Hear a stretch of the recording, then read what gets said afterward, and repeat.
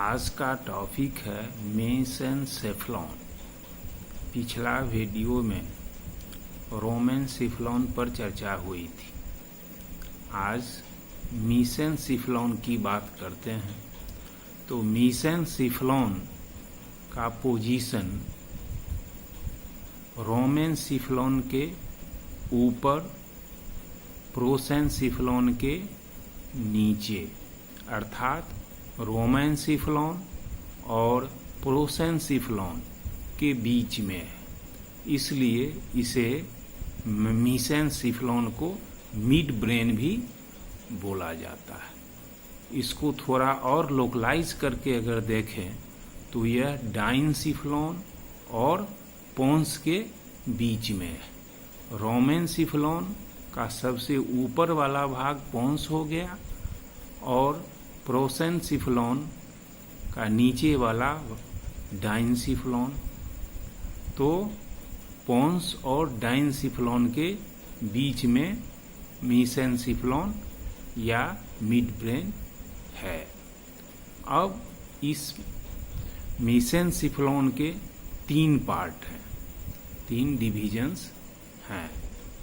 सबसे ऊपर वाला भाग जिसे टेक्टम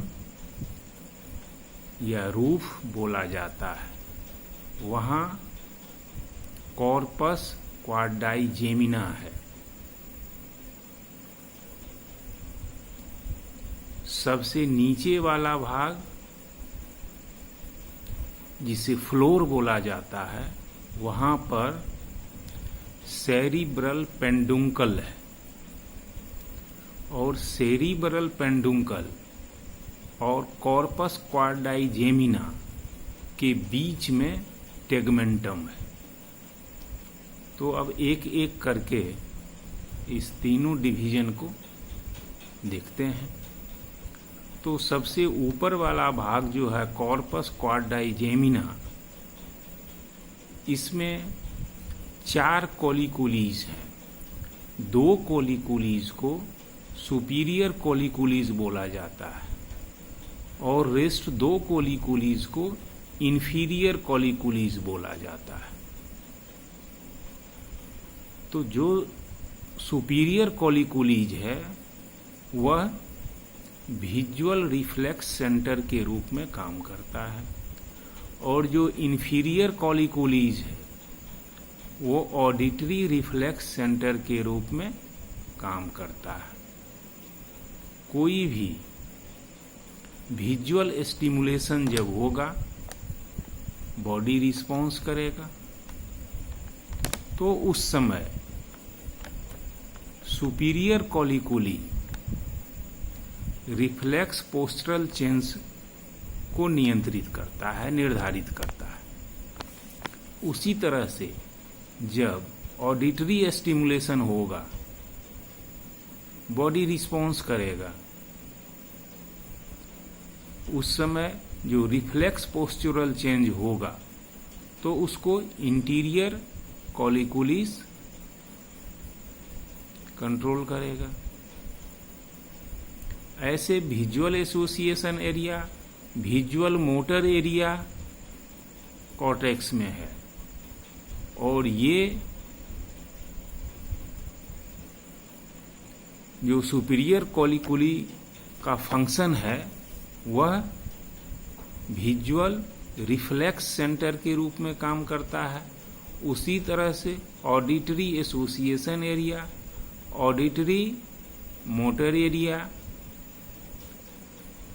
वो कॉर्टेक्स में है और यहाँ पर जो इंफीरियर कोलिकुलीज है वह ऑडिटरी रिफ्लेक्स सेंटर के रूप में काम करता है। एक चीज और इसके लोकेशन के विषय में, ये चारों कोलिकुलीज हैं या कॉर्पस क्वाड्राइजेमिना है, यह सेरिब्रल एक्वाडक्ट के ऊपर में है।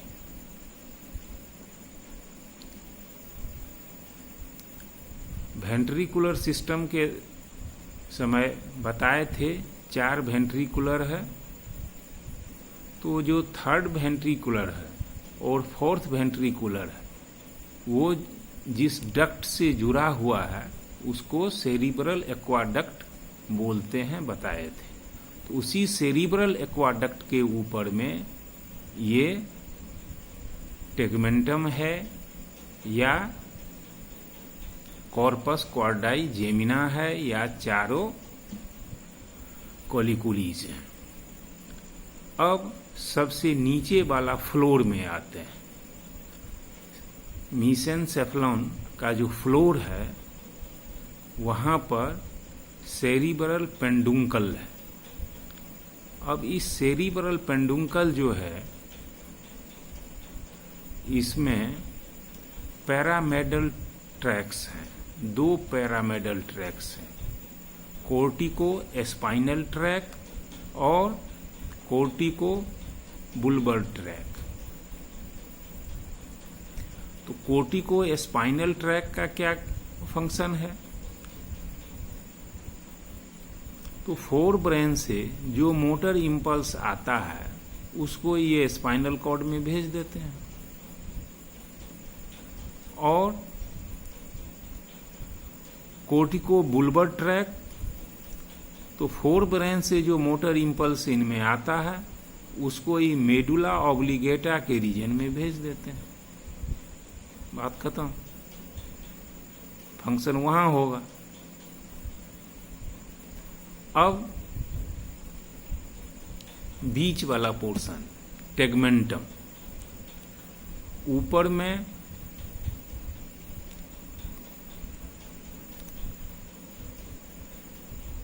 कॉर्पस क्वाड्राई जेमिना हो गया, नीचे में सेरिब्रल पेंडुंकल हो गया, बीच वाला भाग जो है टेगमेंटम। तो इसमें ग्रुप ऑफ न्यूक्लियाइज हैं। तो इस ग्रुप ऑफ न्यूक्लियाइज को टेगमेंटम बोला जाता है। तो मुख्य रूप से इसमें रेटिकुलर फॉर्मेशन के न्यूक्लियाइज हैं, रेड न्यूक्लियाइज हैं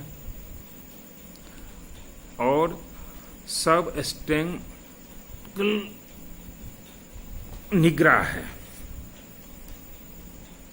सब एस्टेनिया निग्रा है।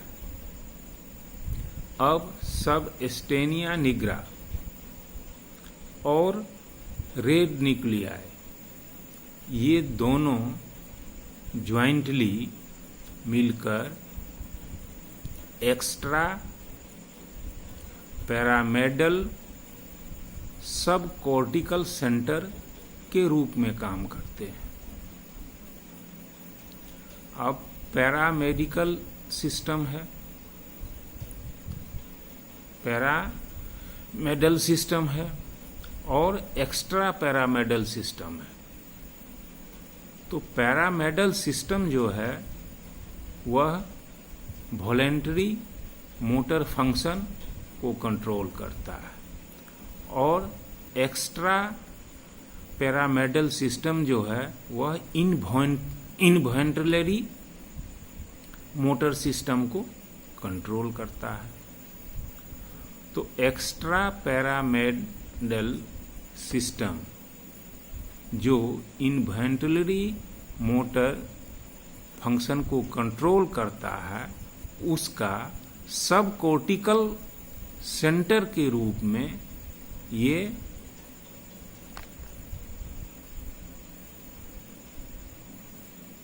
रेड न्यूक्लियाई और सब एस्टेंसिया निग्रा काम करता है।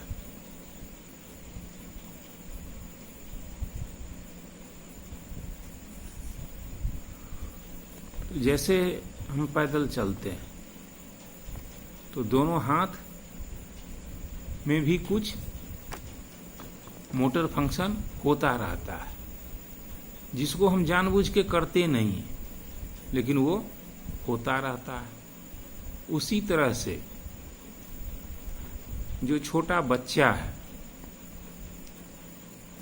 वह जो रेंगता है तो उसमें भी जो क्रियाएं होती है वह इनवॉलेंटरी ही एक्शन होता है।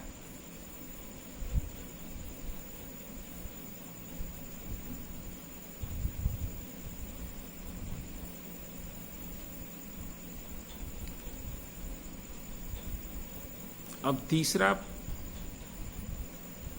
जो है रेटिकुलर फॉर्मेशन। तो रेटिकुलर फॉर्मेशन जो है वो आपको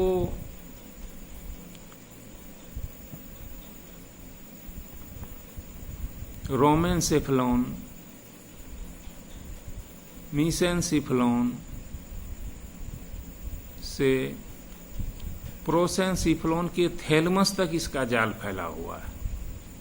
यह ब्रेन के तीनों पार्ट में फैला हुआ है। जहां तक मिड ब्रेन से इसका संबंध है तो रेटिकुलर फॉर्मेशन का dorsal tegmentum nuclei mid brain में है।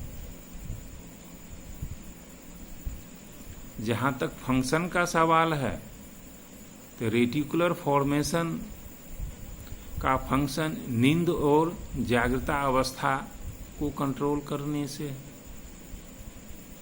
ऐसे रेटिकुलर फॉर्मेशन पर हम अलग से एक वीडियो दे देंगे। तो ये हो गई मीसेनसेफेलॉन या मिड ब्रेन की बात। अब अगला वीडियो में प्रोसेनसेफेलॉन पर हम लोग बात करेंगे।